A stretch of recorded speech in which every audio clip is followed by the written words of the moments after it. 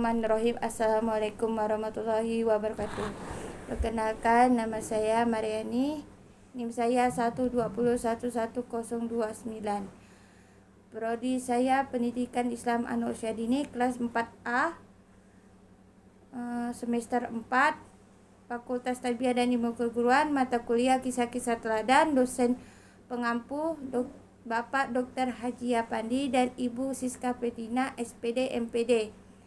Di sini saya akan membuat tentang kisah-kisah teladan, tentang UAS. Baiklah, di sini saya Mariani akan berkisah tentang kelahiran Nabi Muhammad SAW. Kisah kelahiran Nabi Muhammad SAW bermula pada 12 Rabiul Awal tahun Gajah, atau disebut dengan angka Romawi 570 Masehi silam. Nabi Muhammad SAW merupakan Nabi yang diutus oleh Allah Subhanahu wa Ta'ala, yang menjadi penuntut dari para nabi. Beliau kerap disebut dengan Khatamul Anbiya melalui wahyu yang disampaikan pada Nabi Muhammad SAW. Umat berkesepakatan untuk membaca dan mempelajari Al-Quran sebagai pedoman hingga sampai sekarang. Jadi, tidak ada salahnya untuk mengenal lebih dalam soal Nabi Muhammad SAW. Sosok Nabi terakhir dan pemimpin umat muslim yang ada di bumi sampai sekarang. Nah, kita akan bercerita lebih dalam tentang kelahiran Nabi Muhammad SAW secara mendalam. Yang pertama, terlahir tanpa seorang ayah. Nabi Muhammad SAW lahir pada 12 Rabiul Awal tahun Gajah atau 570 Masehi, tepatnya itu pada hari Senin, di kota Mekah. Waktu kelahiran Nabi Muhammad SAW diceritakan sendiri oleh Nabi Muhammad melalui Abul Qatadah, atau beliau bersabda, artinya itu adalah hari aku lahir, diangkat menjadi nabi, diturunkan kepadaku Al-Quran pertama kali. Hadis riwayat Muslim. Beliau terlahir dari pasangan Abdullah bin Abdul Muthalib, seorang saudagar yang sering berpergian ke negeri Syam, dan Aminah bin Wahab Abdullah, ayah dari Rasulullah SAW,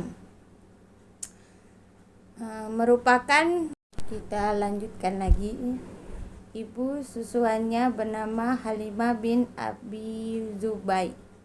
Sebelum Halimah menjadi ibu susu yang terpilih, diceritakan bahwa itu Halimah dan rombongan pergi ke Mekah.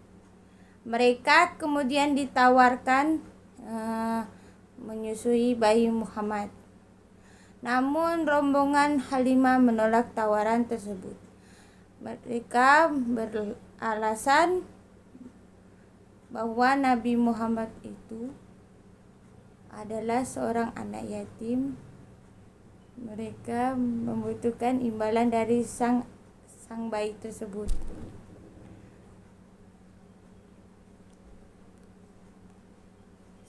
Di tengah-tengah kelompok yang menolak, hanya Halimah yang bersedia dan bersikeras untuk menyusui bayi Muhammad, hingga suaminya berhasil membawa sang bayi pulang. Nabi Muhammad pun saat itu tinggal bersama ibu susunya dari dusun Bani Sa'ad selama 4 tahun. Diketahui bahwa zaman dahulu masyarakat Arab tuh memiliki kebiasaan menyusukan anak-anaknya kepada perempuan desa. Bertujuan karena agar anak-anaknya tumbuh di lingkungan pedesaan yang udaranya masih bersih dan berada di lingkungan dengan bahasa Arab yang fasih, yang tepat, agar anak-anaknya bisa berbicara bahasa yang asli, bahasa Arab kaum Abwi sejati, bahasa yang belum rusak karena belum dipengaruhi bahasa asing. Dengan demikian, anak yang bertutur kata dengan bahasa Arab yang baik, dialek Arab yang asli serta fasih, tulisan Munawwar Khalik dalam kelengkapan Tahrik Nabi Muhammad. Selanjutnya, wafat sang ibu dan kakek. Muhammad kecil saat berusia 5 tahun sudah kembali ke rumah. Hidup bersama bunda dan kakek. Bukan bunda sih, ibunya dan kakek. Namun tak lama setelah itu, tepat Rasul berusia 6 tahun, Nabi Muhammad juga kehilangan sang ibu Siti Aminah yang meninggal dunia. Mereka berdua ziarah ke makam Abdullah.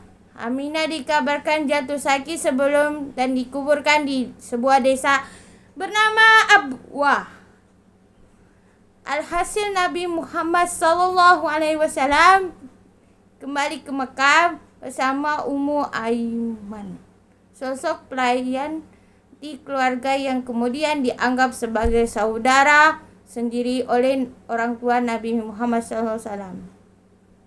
Sepeninggalan ibunya, Nabi Muhammad harus diasuh oleh yang bernama Abdul Muthalib atau disebut oleh kakeknya.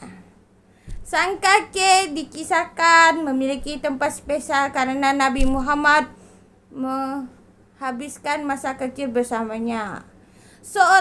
Kemudian seorang Nabi Muhammad yang berusia 6 tahun sudah harus menjadi seorang anak yatim piatu. Tanpa kedua orang tuanya membuat Nabi Muhammad dirawat sepenuh oleh kakeknya yang bernama Abdul Muthalib yang sangat menyayanginya. Nabi Muhammad kecil hidup bahagia dan asuhan Abdul Muthalib dan Ummu Aiman seakan membahagiakan tidak berlangsung lama.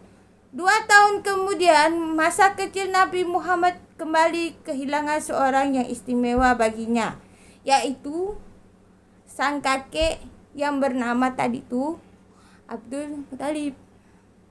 Tidak hanya bayangan bagaimana kesedihan seorang anak berusia 8 tahun tersebut, pengasuh Muhammad SAW pun kecil kemudian diserahkan kepada pamannya. Pamannya itu yang bernama Abdul Talib. Dari sejumlah sirah bahwa Abdul Muthalib mewasiatkan hal tersebut kepada Abdul Talib, mengingat Abdullah dan Abdul Talib adalah saudara seibu. Saat bersama paman inilah seorang pemuka agama mengenali Muhammad dan utusan Allah SWT, membawa Islam kepada seluruh masyarakat di dunia. Kisah kelahiran Nabi Muhammad yang lahir tanggal 12 Rabiul Awal pada hari Senin bernilai istimewa bagi umat Islam. Sebab itulah kita juga mengenali amalan sunnah puasa Senin Kamis sebagai yang dicontohkan oleh Rasulullah SAW. Cukup sekian dari Mariani, kurang lebihnya mohon maaf. Kisah dari saya yang telah disampaikan. Assalamualaikum warahmatullahi wabarakatuh.